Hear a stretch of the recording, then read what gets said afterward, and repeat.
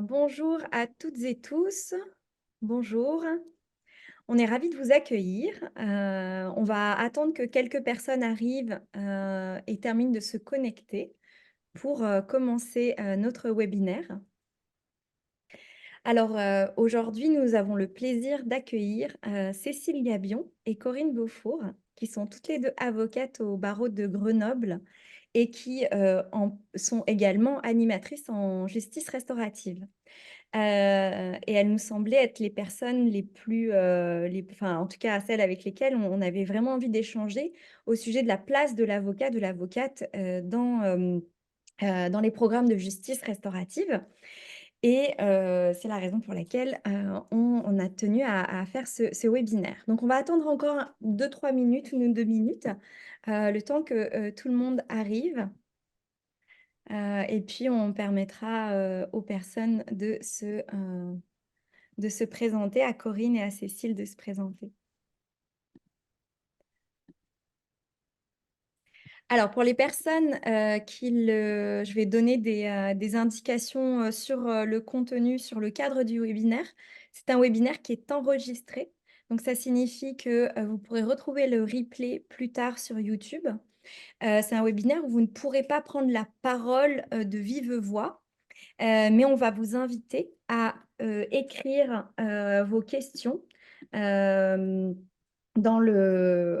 ici, je vais mettre ici, dans le chat, et il y aura un temps pour répondre à ces questions, avec, Corinne et avec Cécile. Voilà, donc là, ce qu'on va faire, c'est qu'on va commencer le webinaire. Vous êtes, 66 personnes, donc on est ravis de vous accueillir. Donc je suis Noémie Micoulet, je travaille à l'IFJR, c'est moi qui vais, animer ce webinaire. Je vais laisser Corinne et Cécile se présenter. Je vous laisse, l'une ou l'autre commencer. Bah oui. Bon, alors, on avait convenu que je commençais. On ne savait pas si tu nous présentais ou pas, mais on va se présenter. Oui. Donc moi, je suis Corinne Beaufort-Garaude. Je suis avocat au barreau de Grenoble depuis 2002, médiatrice depuis 2017 et animatrice de justice restaurative depuis 2023. Par contre, sensibilisée à la justice restaurative depuis 2018. Et effectivement, nous aurons l'occasion de vous expliquer un petit peu comment ça s'est mis en place à Grenoble progressivement depuis, on va dire, 2019. Voilà. Je laisse Cécile se présenter. Eh bien, bonjour à toutes et tous. Je m'appelle donc Cécile Gabion. Je suis avocat au barreau de Grenoble aussi depuis 2002. Je suis comme Corinne médiatrice, mais depuis moins longtemps, depuis 2021, animatrice de justice restaurative depuis 2023 et sensibilisée à la justice restaurative depuis 2020, moi. C'est un peu plus récent. Super. Merci encore à toutes les 2 d'avoir accepté cette invitation. Alors on a décidé en préparant ce webinaire, de concentrer finalement, ce sujet, en deux parties. La première partie, c'est, quid de la place de l'avocat dans l'information, la sensibilisation et l'orientation, de vos clients, clientes vers une mesure de justice restaurative. Et puis ensuite de pouvoir, parler aussi de votre place en tant qu'animatrice de mesures de médiation restaurative, animatrice et par ailleurs, vous êtes aussi avocate et comment, tout ça se conjugue. Donc je vous propose qu'on commence par ce 1er point qui est, cette information de vos clients, clientes, puis la sensibilisation, pourquoi pas et l'orientation. Voilà, pour commencer. Oui, alors en fait, ce qu'on s'est dit, parce qu'on a quand même une pression, parce qu'effectivement, animer, c'est une chose, expliquer comme tout ça s'est mis en place, c'en est une autre. Merci de votre confiance. Ce qu'on s'est dit, c'est que avant d'orienter, il faut être sensibilisé. C'est vraiment la première étape. Et ce qu'on voulait vous faire part comme message, effectivement, c'était sur la sensibilisation pour pouvoir sensibiliser des personnes qui peuvent prescrire comme les avocats.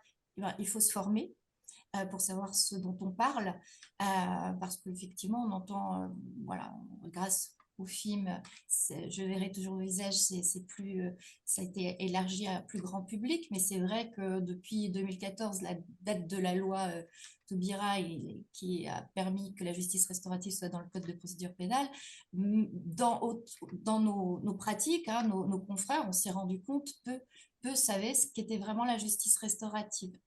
Donc, la chance qu'on a pu avoir, c'est qu'on a eu un réseau qui s'appelle le réseau des acteurs dauphinés de la justice restaurative sur notre région, qui a mis en relation tous les intervenants qui interviennent dans la justice restaurative, les associations de victimes comme France Victimes, le SPIP, la PJJ, et effectivement le parquet ou des magistrats et l'ordre des avocats. Et suite à ça, effectivement, on s'est dit qu'il fallait qu'il y ait un maillage territorial qui s'implante et on s'est formé au module 1. Le module 1 qui a permis d'avoir tous ces intervenants qui sont formés en même temps. Et ce qui a été une grande richesse pour l'Isère, c'est qu'on ait pu apprendre à se connaître et avoir les mêmes notions pour pouvoir les diffuser et sensibiliser. Donc nous, de notre côté, les confrères. Et ce qui a permis ça aussi, c'est du coup de désigner un référent de justice restaurative. Et ça me paraît primordial au sein des ordres, qu'il y ait un référent de justice restaurative qui soit sensibilisé à la justice restaurative. Et du coup, ça nous a permis avec Cécile ensuite d'organiser des actions de sensibilisation auprès des confrères pour leur dire ce qu'était la justice restaurative et permettre après de les orienter et comment les orienter. Donc là, je laisse la parole à Cécile sur l'orientation des personnes, des justiciables, par l'avocat. Par l'avocat, oui. Là, on va remettre temporairement notre robe d'avocat pour cette partie-là du webinaire, parce qu'effectivement, comme le dit Corinne, si on ne sait pas de quoi on parle, on ne risque pas d'orienter nos clients. Donc moi, personnellement, j'interviens beaucoup auprès des victimes d'infractions pénales, mineures ou majeures.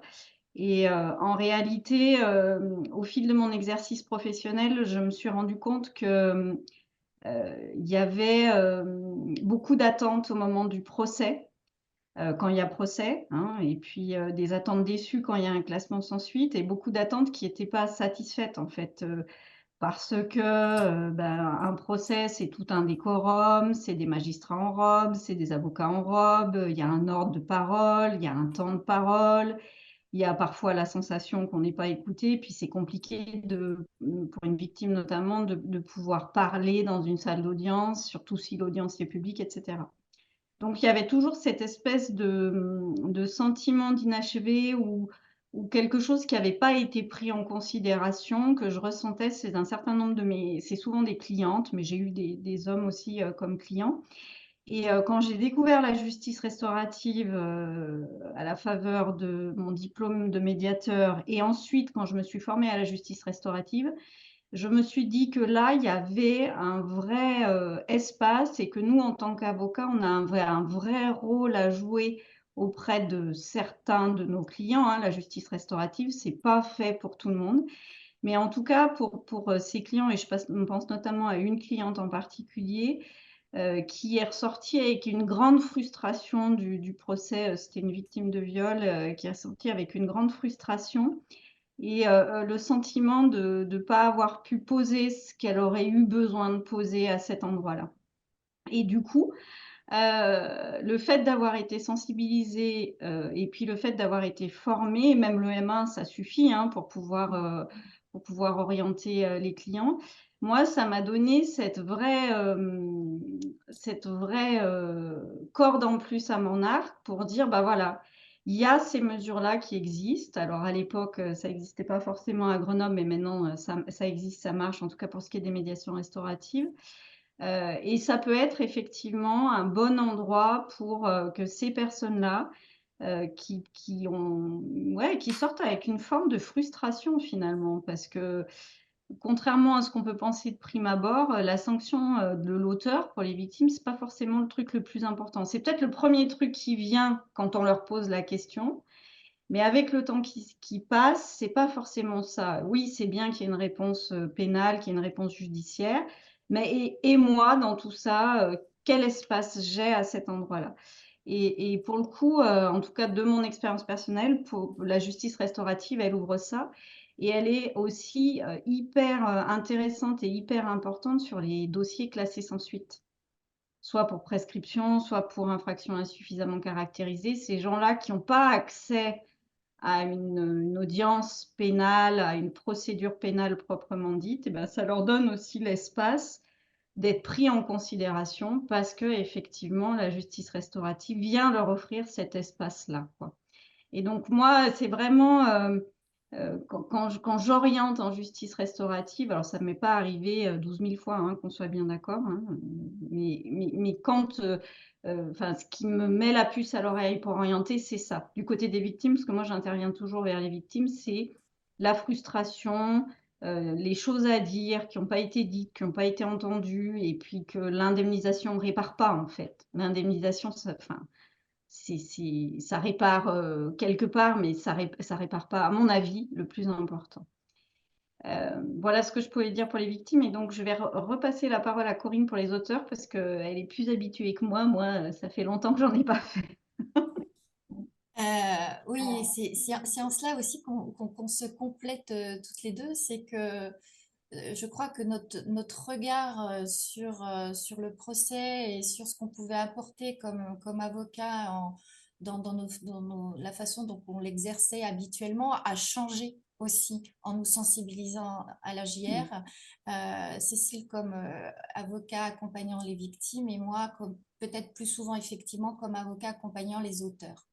Alors, c'est vrai que bon, je pense qu'on parle à un public qui sait ce qu'est la justice restaurative, donc on ne va pas rentrer dans le détail, mais ce qu'on avait envie de vous dire, effectivement, quand on oriente peut-être un auteur vers une mesure de justice restaurative, ben, ça peut intervenir déjà à deux niveaux, puisque il peut y avoir une mesure de justice restaurative en pré-sententiel, c'est-à-dire pendant le cadre de l'instruction, puisque c'est à tout moment que l'information doit être donnée au justiciable sur le fait qu'il existe des mesures de justice restaurative.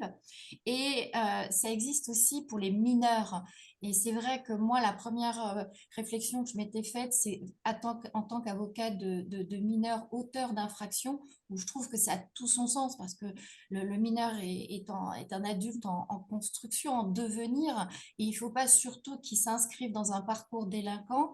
Et si on ne travaille pas avec lui le sens de la peine, le sens de la sanction, il peut rester cristallisé sur cette étiquette qu'il va avoir de je suis un délinquant et la sanction, eh ben, elle fige un rôle. Et aussi, donc c'est vrai que, bon, je dis, voilà, souvent c'est l'expression, je dis que ça remet l'humain dans notre justice, c'est que dans le système classique, on a tendance à ce que l'auteur soit défini par son acte, alors Mmh. qu'effectivement, avec la JR, il va cheminer. Ça lui permet une meilleure réinsertion pour moi professionnelle, il n'y a pas de doute, dans le sens où il va y avoir aussi une réflexion, un meilleur investissement du soin. Quand il y a des soins psychologiques, ça peut effectivement lui permettre de mieux se saisir parce que de mieux comprendre ce que ça peut lui apporter.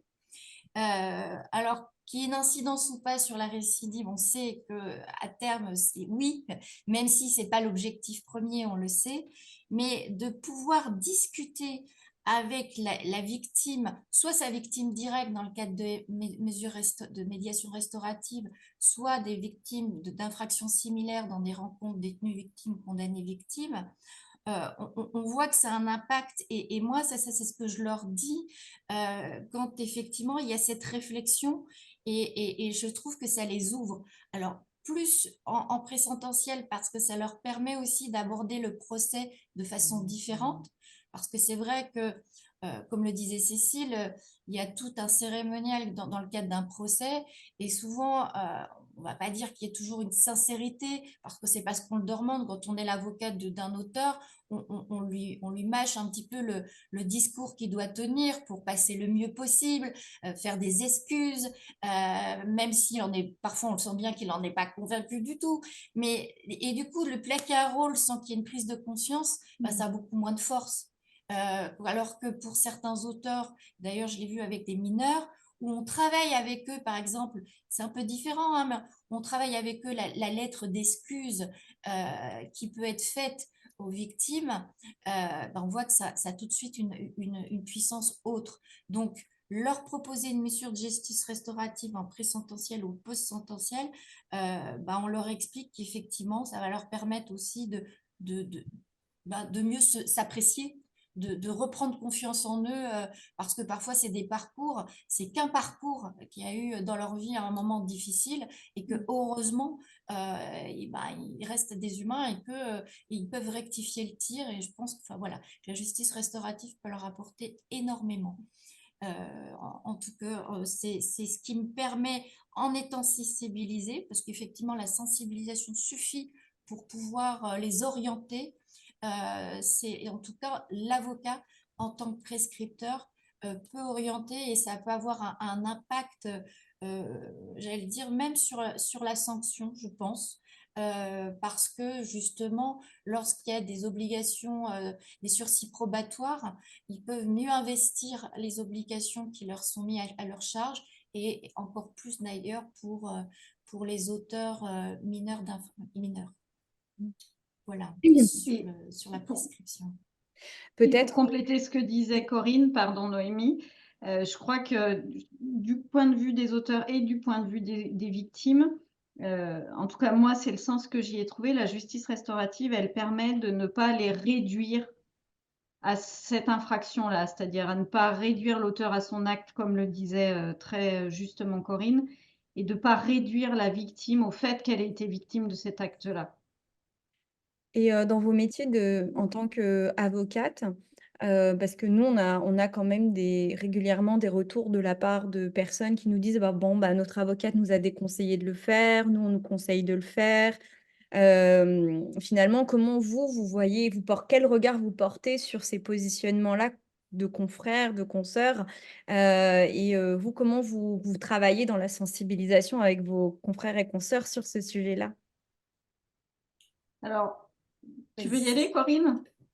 Alors, juste sur la sensibilisation, c'est vrai que c'est ce qu'on avait dit tout à l'heure, c'est que on a pu leur faire une présentation et surtout sur les jeunes avocats.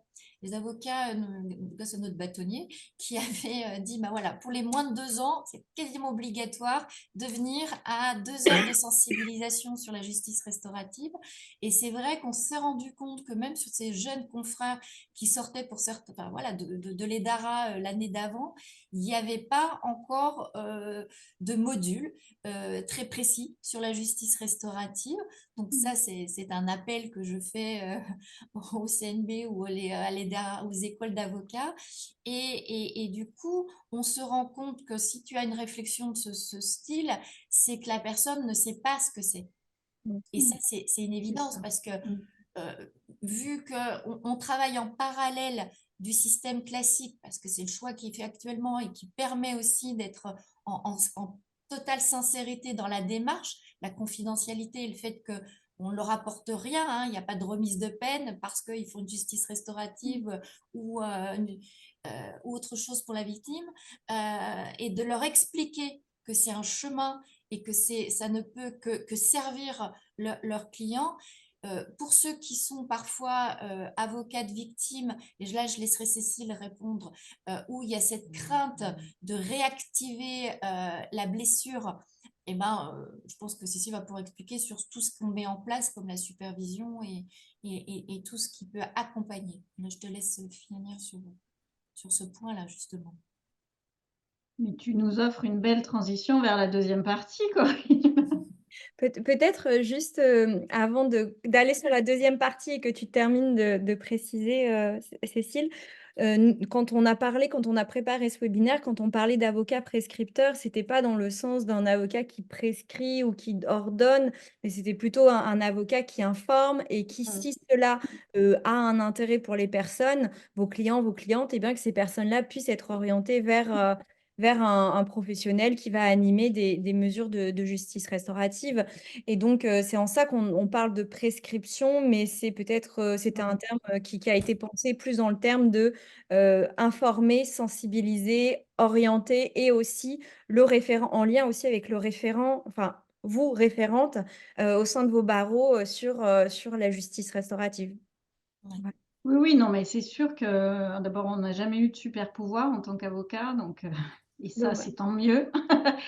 Je crois que vraiment, enfin, la base du processus de justice restaurative, c'est une base de volontariat. Et ça, je pense que tous les confrères qui sont sensibilisés insistent sur ça auprès de leurs clients. Après, nous, effectivement, comme moi, quand je suis amenée à la proposer, je fais une information alors, complète parce que je suis formée aussi, hein, de mes clients et puis je leur dis: «Ça leur appartient». Alors ça peut ne pas être tout de suite, ça peut n'être jamais, mais évidemment, j'ai pas de pouvoir de contrainte, mais simplement, enfin, la première mission d'un avocat, c'est quand même une mission de conseil. Information. Et ça fait partie des conseils qu'à mon avis, en tout cas c'est mon humble avis, on doit donner à nos clients quand on pense que ça pourrait être quelque chose qui peut leur être profitable. Mais évidemment, on n'a pas de pouvoir d'injonction et c'est tant mieux, hein. Ouais. Et donc, on peut continuer sur la deuxième partie. OK. Puis moi, j'ai des petites questions, alors on prendra les questions aussi qu'il y a sur le chat, voilà, pour compléter. OK. Je te laisse la parole, Cécile. C'était ce qu'on voulait vous Sur présenter, c'était effectivement le côté plutôt pratico-pratique, hein, c'est-à-dire comment on a réussi à créer un groupe efficace qui permet de mettre en place des mesures de justice restaurative. Alors, nous, on va parler surtout de l'Isère, même si il y a sur toute la région, enfin, Isère et peut-être plus spécifiquement Grenoble, parce que mmh. du coup, je te laisse présenter le groupe. Ouais, super.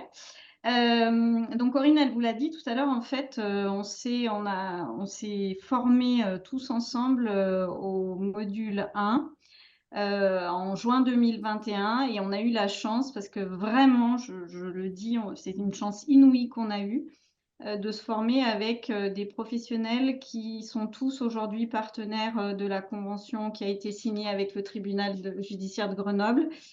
La PJJ, le SPIP, France Victimes, le parquet de Grenoble, et nous, je crois que j'ai oublié personne et Non. donc c'est Noémie qui était là pour nous former et en fait, ça a créé une vraie cohésion de groupe puisque donc cette formation, elle est de juin 2021 et on a pu signer la convention de partenariat en juin 2022.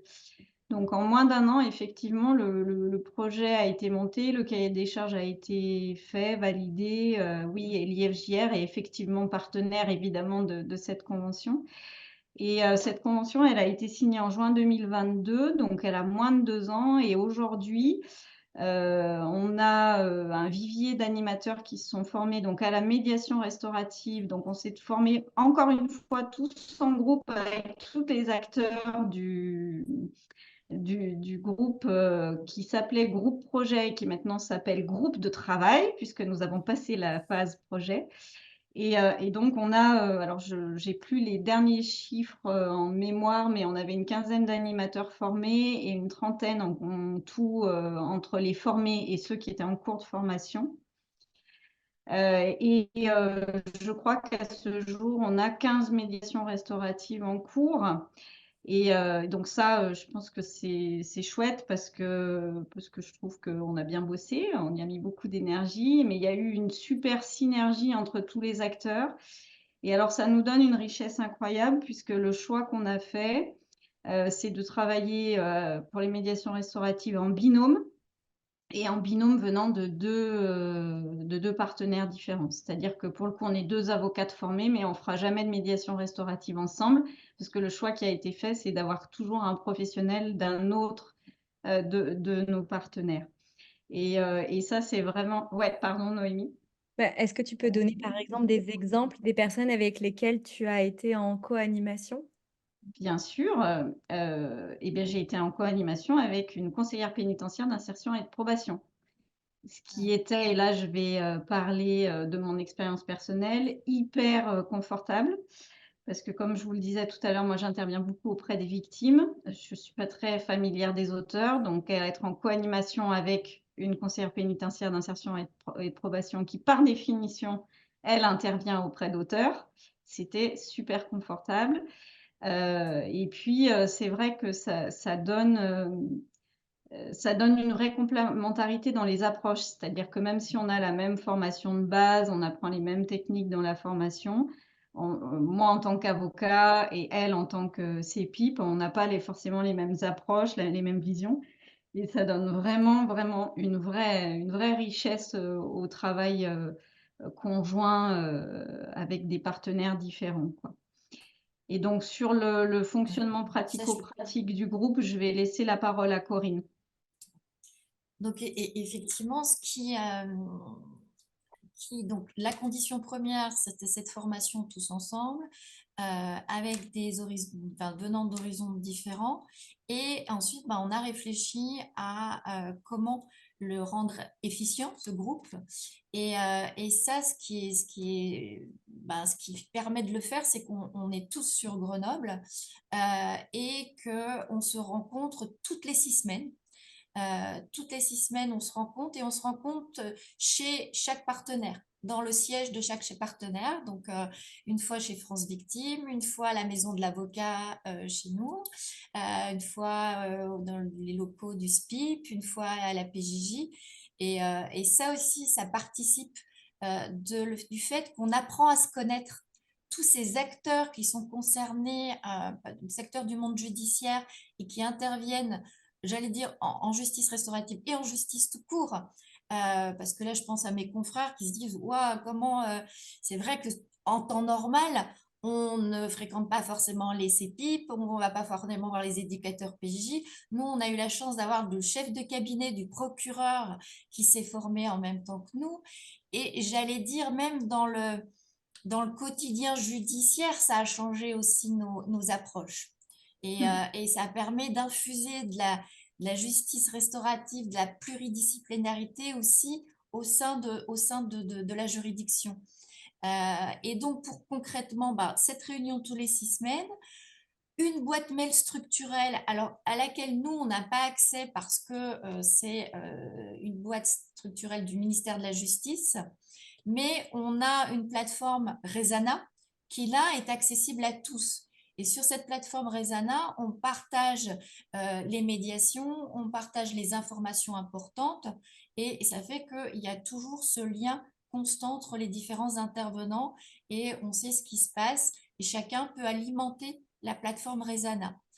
On a créé également un flyer. Alors, je pensais l'avoir sorti, Cécile, tu l'as pas sous la main. Hein, je crois qu'il il est juste un peu plus loin. Où dessus, effectivement, on a mis l'adresse et bientôt, parce que ça, c'est une réflexion, on va mettre un numéro de portable puisque, voilà. Donc là, vous avez l'adresse structurelle sur ce flyer qui est édité, voilà, qui donne les premières informations sur qu'est-ce que la justice restaurative. Et ça permet aux personnes, aux justiciables directement, d'envoyer un mail et qui va être traité par effectivement un des intervenants qui a accès à la boîte de justice, de dire, voilà, il y a une demande, il y répond et ensuite il fait appel à un des médiateurs en binôme mixte en disant qui veut prendre la mesure de justice restaurative qui est disponible pour la faire. Et là, bientôt, effectivement, on a acheté un téléphone cette fois-ci pour que le barreau et France Victime, qui eux n'ont pas accès à la boîte de justice, puissent avoir aussi un accès pour les gens qui sont peut-être plus en difficulté pour avoir accès à une boîte mail, qui peuvent passer un coup de fil et on va faire une permanence Je pense que ça doit parler aux avocats. Une permanence, qu'on peut faire les permanences garde à vue ou permanence victime, pour que effectivement il y ait une entrée aussi à ce niveau-là. Et une fois par an, il y a le COPIL qui permet là effectivement d'avoir accès à la présidente du tribunal judiciaire, au parquet général, aux magistrats du siège qui sont les référents de JR. Et là, on réfléchit plus à la stratégie globale, moins le côté pratico-pratique que l'on aborde lors de nos réunions toutes les 6 semaines, voilà, qui se font à Grenoble. Voilà, ça c'est pour le côté pratico-pratique. J'ai quelques questions. Une question c'est sur quel temps vous animez ces mesures de justice restaurative, vous participez à ces réunions, vous participez à ces permanences? Voilà, ça c'est une première question. Bien sûr, notre temps dit de travail.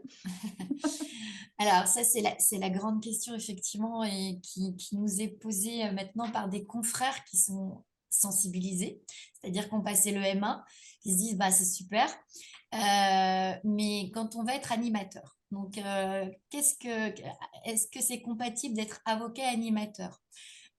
Oui, si on a le sens, on va dire, du bénévolat. Pour l'instant, effectivement, c'est par passion et par conviction que nous participons aux mesures de justice restaurative. Donc, les maires, on s'est spécialisé, on n'a que le certificat pour l'instant de médiation, médiateur en médiation restaurative, animateur en médiation restaurative et pas encore dans les rencontres détenus-victimes, mais ça va venir. Mais ce qu'il faut savoir, effectivement, que c'est des réunions, ça peut être, on est sur 8-10 heures, voire plus de temps passé sur une mesure de médiation restaurative, plus la supervision, plus le débriefing, etc. Pour l'instant, on le fait parce qu'on est convaincu. Et la réflexion que l'on mène, donc là, on est dans le maintenant. C'est vrai que est-ce que ça peut rentrer, pour moi, en tout cas, ça rentre dans la mission on est des auxiliaires de justice. L'avocat est un auxiliaire de justice. Et il me semble que la mission d'animateur de justice restaurative peut rentrer dans cette mission d'auxiliaire de justice, mais le principe étant celui de la gratuité dans le cadre de la justice restaurative dans notre système pénal actuel, et ça me paraît encore capital aussi, en-delà de la confidentialité et tout ça. La réflexion qui est ouverte, que l'on ouvre à tous, c'est effectivement, est-ce que ça peut rentrer dans le cadre de l'aide juridictionnelle avec un nombre d'UV à définir pour que effectivement il y ait quand même une rémunération sans qu'il y ait une débilité non plus d'en tirer un bénéfice financier. Parce que pour moi, pour l'instant, ça n'a pas de sens. Donc, enfin, je pense que les confrères qui voudront se former comme animateurs et cela dans leur réflexion. Cécile, est-ce que tu veux compléter? Oh non, je crois qu'elle a tout dit. Effectivement, je pense qu'on ne devient pas animateur de justice restaurative si on n'a pas le truc chevillé au corps, en fait. Parce qu'effectivement, ça prend du temps, ça prend de l'énergie et de manière économique, ça ne rapporte rien. Mais finalement, c'est de la nourriture plutôt humaine, je ne sais pas comment dire ça, mais c'est plutôt une conviction profonde. Et puis, je pense que ça participe aussi voilà, on est toutes les deux médiatrices et je pense qu'il y a quelque chose de l'ordre de l'apaisement du lien social dans une société qui est très quand même où on se tire un peu dans les pattes tout le temps et que je pense que voilà, je pense que tu m'arrêtes Corinne si je me trompe, mais je pense qu'il y a quelque chose qui parle de ça. Et le fait est qu'aujourd'hui, effectivement, on s'est l'une et l'autre engagées en toute connaissance de cause que voilà, on ne pourrait pas faire tourner notre cabinet d'avocat en étant animatrice de justice restaurative, mais on y est quand même et on est très heureuse d'y être, quoi. Merci Je beaucoup. crois que c'est une question de sens aussi. Ouais, Je pense aussi, oui. Merci beaucoup pour, cette présentation. On va passer au temps de questions, de réponses. Moi, j'en avais une, en attendant que vous allez pouvoir, dans le chat, si vous le souhaitez, poser des questions. Alors, il y en a quelques-unes qui ont commencé Heu à être posées. Mais peut-être peut-être pour compléter en attendant que des questions arrivent, j'en avais une, c'était en quoi, le fait de participer à Scopil a changé vos approches dans le quotidien judiciaire? Avec des exemples un peu concrets. Ça, c'est la première question. Sans après vous répondez si vous le souhaitez. Et puis j'en ai une autre aussi sur la question du pré et du post-sentenciel, mais on va y venir. Alors, en tout cas pour ce qui me concerne, sur le changement des liens qu'on peut avoir dans nos autres activités, c'est ça que tu veux dire, Noémie? Mmh. Ouais, c'est ça.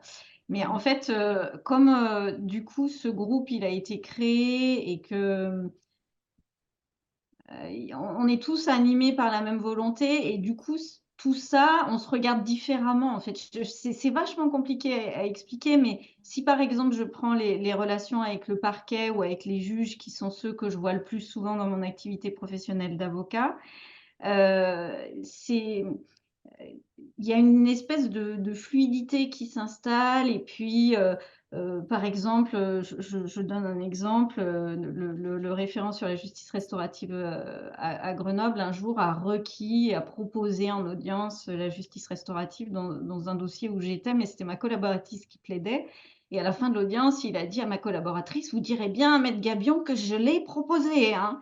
Et voilà, il y a une espèce de, ouais, c'est vachement difficile à définir, mais de fluidité, puis un regard différent. C'est-à-dire que, heu, on peut imaginer que les relations entre avocats et magistrats, c'est un peu des fois un peu tendu parce qu'on n'est pas du même côté du tribunal et qu'on n'a pas le même rôle et cetera. Moi, personnellement, j'ai jamais eu trop de problèmes, mais je trouve que quand on est avec des gens qui sont sensibilisés, au niveau des magistrats, ben, il y a une espèce de connivence et du coup, ils savent dans quel état d'esprit on travaille et cetera et ça remet pas en cause la qualité Ouais. du travail qu'on fait en tant qu'avocat, mais ouais, il y a une sorte de moi, je trouve qu'il y a une sorte de fluidité un peu meilleure. Je vais le dire comme ça, mais c'est difficile à définir. Après pour les autres acteurs, ben, moi je les côtoie pas en dehors de la JR donc Oui, mais enfin, là, je rejoins Cécile, c'est vraiment dans l'amélioration ça participe de l'amélioration mmh. des rapports entre avocats et magistrats, c'est d'apprendre à se connaître sous un autre angle et avec des convictions où finalement on se rejoint, enfin voilà, on se reconnaît, enfin, en tout cas sur ceux qui sont plus sensibles, hein, parce qu'on ne va pas dire que tous sont complètement open sur la justice restaurative non plus, hein. On sent il y a des sensibilités particulières, mais c'est vrai de ce fait que ce soit le juge pour enfants, juge d'application des peines, ou effectivement le parquet, notamment nous on a un pôle vif de violence intrafamiliale et donc Mmh. un des parquetiers, il est le référent JR.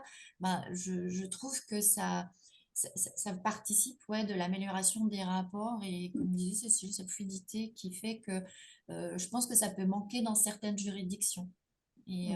Et du coup, ça fait en plus, encore un plus de la JR. Il y a une question de Réjeanne Béliard qui pose la question: «Quels arguments avancent les avocats contre les mesures de justice restaurative?» Alors je ne sais pas si vous pouvez, répondre à ça, parce que vous n'êtes pas, contre la Oui. justice restaurative? Ouais, Euh, faudrait leur demander. mais un petit peu ce que tu disais quand tu as Mmh. posé la question, si certains déconseillent, je pense que c'est par méconnaissance. Mmh. C'est vraiment par méconnaissance parce que oui, parfois, parce que c'est une remarque parfois de certaines. Moi, je l'ai vu dans certains colloques, cette question a été posée notamment par des psychologues. Il y a cette crainte de réaviver la blessure chez la victime. Donc, peut-être chez certains avocats de victimes, je pense qu'il peut y avoir cette crainte-là. Alors qu'on se rend compte que ça peut réduire au contraire le syndrome post-traumatique. euh, Parce qu'il faut que ça soit aussi au bon moment et surtout c'est volontaire. Donc, et tous ces éléments-là, ils les ont pas. Et la crainte, enfin moi je pense que la crainte, c'est à chaque fois, c'est par méconnaissance. Je Mm. trouve qu'un exemple est frappant, c'est qu'on a notre présidente de TJ qui au début euh, on ne se sentait pas forcément favorable au premier copil. Et là, on vient d'avoir le copil au mois de janvier 2024. C'est plus du tout la même approche parce que voilà, elle voit ce que ça donne, et voilà, je pense que c'est par crainte et par méconnaissance. Voilà. Oui, Euh, je suis d'accord avec Corinne. Et puis, la méconnaissance, elle est aussi sur le processus en lui-même, mais sur aussi tout ce qui encadre en termes de sécurité, et notamment en termes de sécurité psychologique. C'est-à-dire que nous, on sait, puisqu'on a été formé en tant qu'animateur, que la première des conditions qu'on vérifie, c'est ça, c'est la sécurité voilà, sur quels appuis va pouvoir compter la personne qui s'engage, etc. Et du coup, c'est aussi de notre responsabilité de dire, bah là, il n'y a pas suffisamment de sécurité, donc on n'y va pas. Et les confrères, je pense, qui vont dire non, notamment pour les victimes, et j'en sais quelque chose, c'est plus parce qu'ils savent pas qu'il y a toute cette sécurité qui est prise en considération dans le cadre du processus. Il y avait une question qui a été posée par, alors j'ai plus, tac, tac, tac, par Séverine Adeline qui disait: quelle est la place de l'avocat dans une médiation restaurative en dehors du rôle d'animateur, d'animatrice? Alors, c'est une question, c'est marrant, je pense que Cécile, on a pensé à la même chose quand on est venu un petit peu dire on duplique notre modèle et qu'on est venu à Pau, on est intervenu dans un atelier. Et c'est vrai que cette question nous a été posée, on s'est regardé l'une et l'autre et on s'est dit, mais en fait, on n'avait même pas pensé que l'avocat puisse venir en médiation restaurative, tellement on réfléchissait avec notre casquette d'animateur. Euh, je dirais que sur l'information, c'est un petit peu cette question qu'on se pose en médiation classique, sauf qu'en médiation classique, euh, la place de l'avocat a son sens, notamment dans la réunion plénière, parce qu'il est là pour apporter des solutions, pour comprendre aussi, il aide aussi dans la compréhension du conflit qu'il peut y avoir. Pour moi, en médiation restaurative, on n'est pas du tout sur les mêmes objectifs, puisqu'il peut ne pas y avoir de rencontre au final. On travaille en parallèle la demande de celui qui a fait la demande de mesure. On la travaille longtemps, on formule, on l'aide à formuler sa demande. On est plus dans une posture d'écoute passive. Et du coup, je n'arrive pas à voir où peut être le sens de la présence de l'avocat en médiation restaurative. Sauf peut-être, éventuellement, à l'entretien d'information initiale. Si lui n'a pas été sensibilisé, je me dis que lors du premier entretien où on ne fait que dire qu'est-ce qu'est la médiation restaurative, qu'est-ce que vous en attendriez peut-être, mais vraiment en posant vraiment la base au départ, et ben peut-être ça pourrait être intéressant de faire venir l'avocat, parce que justement, si lui avait des réticences, là, il pourrait y avoir, ça aurait son sens. Après, je ne vois pas trop, mais peut-être parce que je n'ai pas non plus Bah, peut-être que réfléchi. je peux Non, faire mais part d'une expérience, d'un retour d'expérience où un avocat, une avocate, enfin en tout cas un avocat avait été présent au premier entretien qui informait de manière un peu plus précise sur la mesure de justice restaurative, la médiation, et sa présence avait été sollicitée par la personne qui était bénéficiaire de cet entretien. À l'issue de l'entretien, l'information ayant été donnée, la personne qui souhaitait entamer le processus, de médiation restaurative a dit: «Bah, voilà, j'ai compris qu'il y avait pas besoin que mon avocat soit présent, mais en revanche, le fait qu'on lui ait permis que cet avocate soit présent à ce premier entretien, ça est quelque chose qui a assis la confiance aussi dans le processus, qui était pas on est en train d'exclure de fait, des avocats ou des avocates, mais on est juste en train de donner des explications, de donner des directions et puis ensuite, ben, voyez si vous pouvez vous en saisir». Ouais. Cécile, Et puis, excuse-moi. sur la présence de l'avocat dans une médiation restaurative, moi, je partage, effectivement ce que vient de dire Corinne.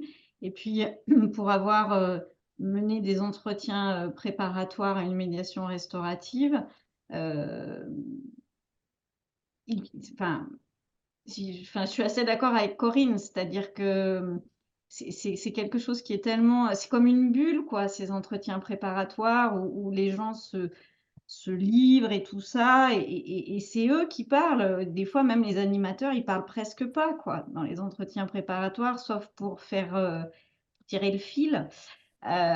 Et du coup, pour être avocat par ailleurs et avoir accompagné des gens en médiation classique, je sais à quel point c'est difficile pour l'avocat de se taire. Et bon, voilà. Après, sur l'entretien, d'information complète, oui, bien sûr et je partage votre avis à toutes les 2 évidemment. Mmh. Alors je regarde s'il y a d'autres questions. Il y avait des questions, bah, qui étaient plus de l'ordre de, Heu savoir si, comment, initier un copil, si rien n'existe encore, mais dans les faits, vous pouvez, pas peut-être, je ne sais pas si vous pouvez répondre à cette question-là, mais ça dépend. Je trouve qu'il y a une question vraiment de territoire, Mmh. plutôt que et de loca au à un niveau local, il y a des dynamiques et ces dynamiques ont, voilà. Bah, alors, Hem, juste quand même là-dessus, c'est qu'effectivement, à un moment donné, enfin, c'est toujours des initiatives personnelles qui sont quand même à l'origine. N'hésitez pas à aller frapper aux portes. Enfin, moi, c'est ce que je dis à mon confrère. Quand moi, j'ai eu entre guillemets, cette révélation suite à un colloque où il y avait notre procureur général, je suis allée frapper à plein de portes. Juge pour enfants, juge d'application des peines, en leur disant il faut qu'on fasse quelque chose, il faut qu'on se réunisse. Euh, et c'est vrai que le fait au sein de notre ordre de demander à être référent JR, ça donne la légitimité qui permet d'aller frapper aux portes. Et du coup, ils nous regardent différemment et ça initie la réflexion. Et je pense qu'aujourd'hui, ça doit être mûr un peu partout. on l'espère. Il y a une question, on a encore du temps pour la prendre. Alors juste un instant, c'est, hem, s'agissant des auteurs, dans l'hypothèse où ceux-ci auraient bénéficié d'un non-lieu ou d'un classement sans suite, entre parenthèses, ce qui signifie qu'en cas d'éléments nouveaux, les poursuites peuvent être reprises, est-ce que cela ne présente pas un risque pénal d'y participer? Alors ça demande,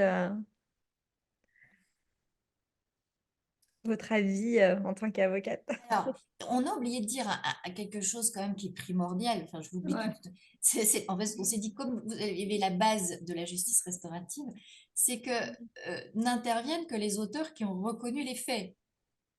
Voilà. Donc, euh, s'il y a un non-lieu, mais qu'il a reconnu, enfin, ça peut arriver parce qu'effectivement, pour X raisons, mais la mesure de JR ne peut être proposée qu'à ce type d'auteur d'infraction. Donc déjà, ça veut dire qu'il y a plein de dossiers qui ne s'y prêtent pas, même si ce n'est pas une reconnaissance de l'infraction, mais moins une reconnaissance partielle des faits. Et le fait, de toute façon, c'est confidentiel, donc ça ne peut pas ressortir à quelque niveau que ce soit.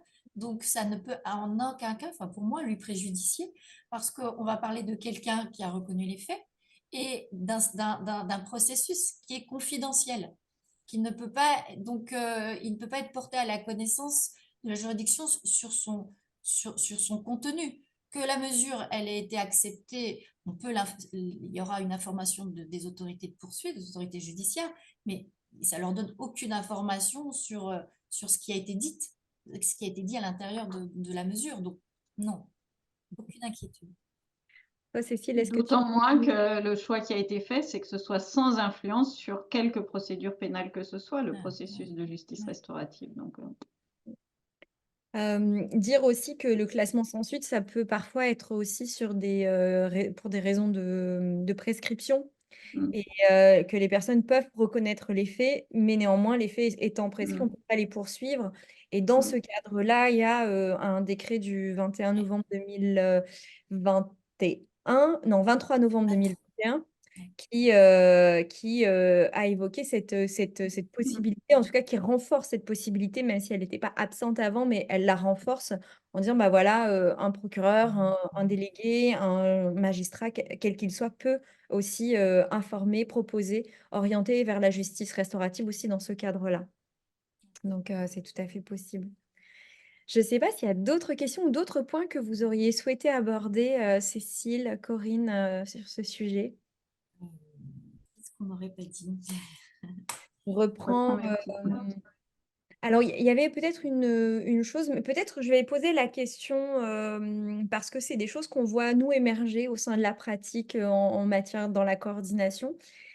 On voit des avocats, des avocates qui plaident pour un processus de GR en disant voilà, ce processus de justice restaurative, c'est ce vers quoi on devrait. Enfin voilà, ils plaident.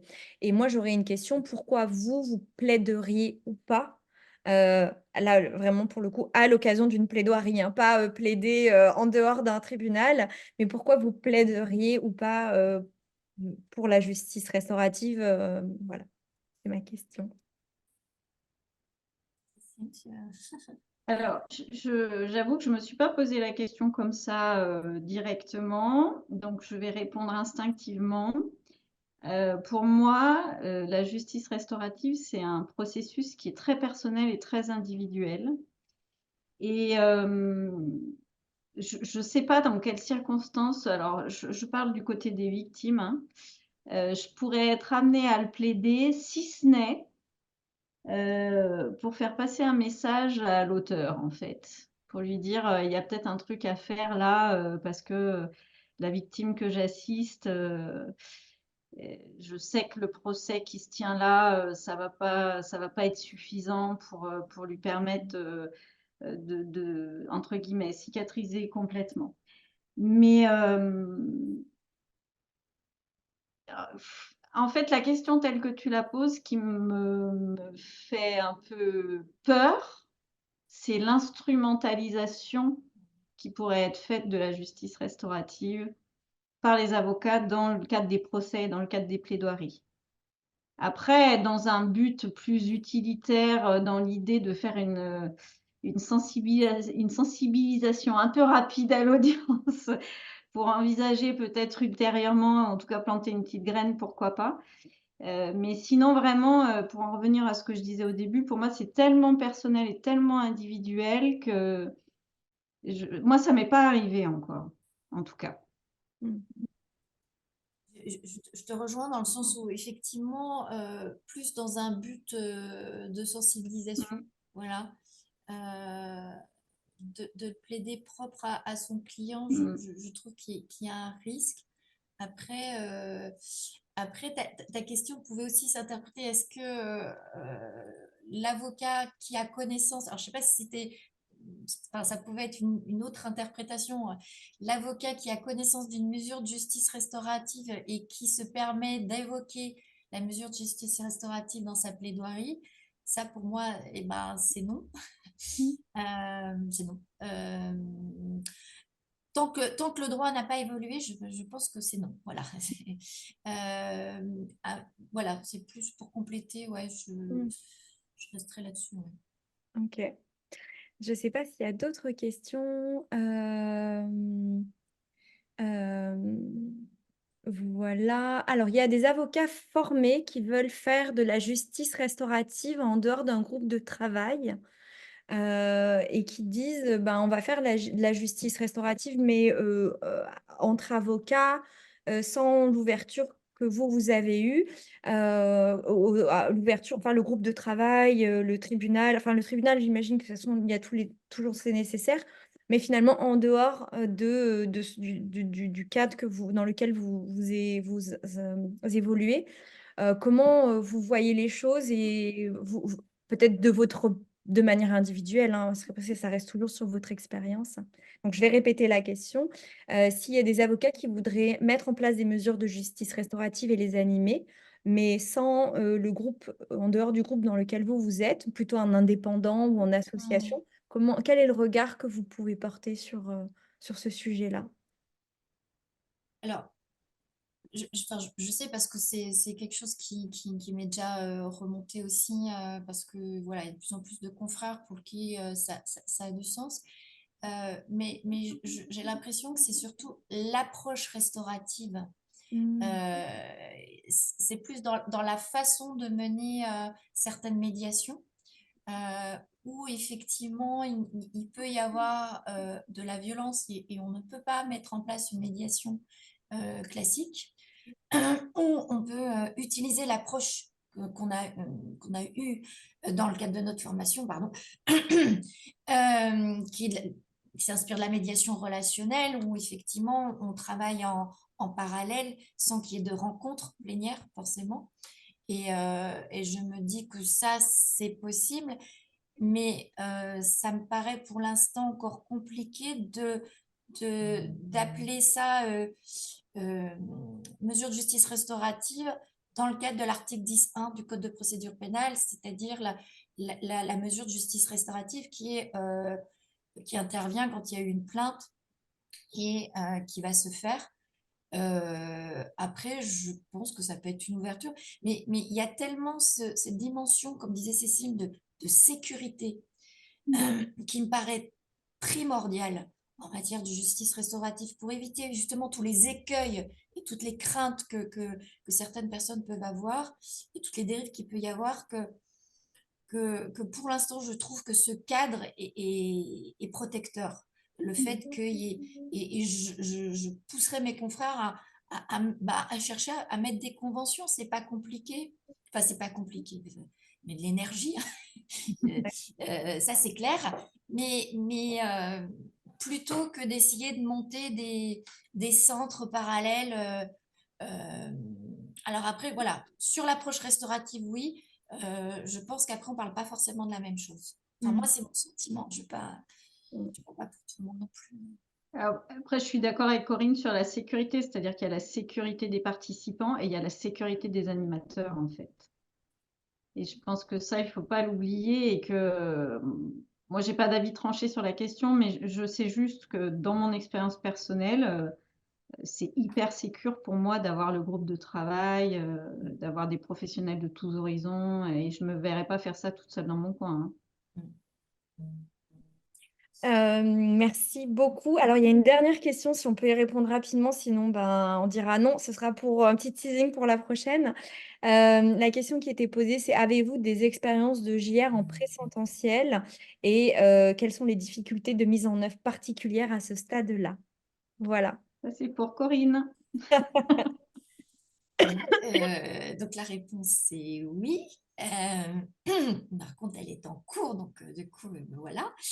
Il y a, il est, effectivement, hein, ça soulève plein de questions de procédure pénale, je trouve, et des questions que du coup on s'est posées avec mon co-animateur, qui était chef de cabinet du procureur, donc bien formé à la procédure pénale, et qui du coup c'est là encore cette richesse que ça nous donne d'avoir des binômes avec des compétences différentes, c'est qu'il s'est posé des questions notamment sur le côté confidentiel, de savoir, vu qu'on était dans le cadre d'une instruction criminelle, le fait parce qu'on doit informer l'autorité judiciaire qu'il y a une mesure, et c'est vrai qu'à ce stade, on lui a demandé si elle y voyait un inconvénient, mais c'est vrai qu'il y a plein de questions qui en ont découlé. C'est à voir, bah, est-ce que la personne qui en demande doit faire un courrier écrit au magistrat instructeur? Si oui, ça veut dire que l'avocat de l'auteur va le voir. C'est pas possible. Donc, comment faire? Est-ce que donc la demande a été faite de façon verbale? Et voilà toutes les questions. Et ça, effectivement, ça prendra un certain temps peut-être à développer. Donc, C'est le pour une thème d'un prochaine. nouveau. Ouais, le C'est ça. présententiel, le thème d'un nouveau webinaire. Ouais, puis ça pose toutes les questions sur la préparation du procès, sur le comportement des victimes et des auteurs qui changent dans le procès. Donc ça, effectivement, c'est... Voilà, plein de questions encore. Bon, il est 28. Merci beaucoup, Cécile. Merci beaucoup, Corinne, de votre générosité, de vos partages, de vos lumières qui s'éclairent. On va clôturer le webinaire. Les personnes vous disent merci, pour vos retours d'expérience. Vous pouvez le lire, ici si vous le souhaitez. On vous dit on a un prochain webinaire qui est prévu, dans quelques semaines. On va vous tenir informés, bah, comme d'habitude via les réseaux sociaux. Et aussi par, une newsletter. Voilà donc bonne journée à toutes et tous. Merci Corinne encore, merci Cécile, vraiment très, très, très, très fort et puis, à bientôt pour, aux autres personnes qui sont venues, n'hésitez pas, il sera et le des webinaires sera disponible en replay et s'il y a des questions auxquelles on n'a pas répondu, on va faire une FAQ, et cette FAQ sera associée à la diffusion du webinaire, sur YouTube. Voilà, merci beaucoup et bel après-midi, Mais bonne semaine Merci. tout le monde. merci beaucoup. Merci.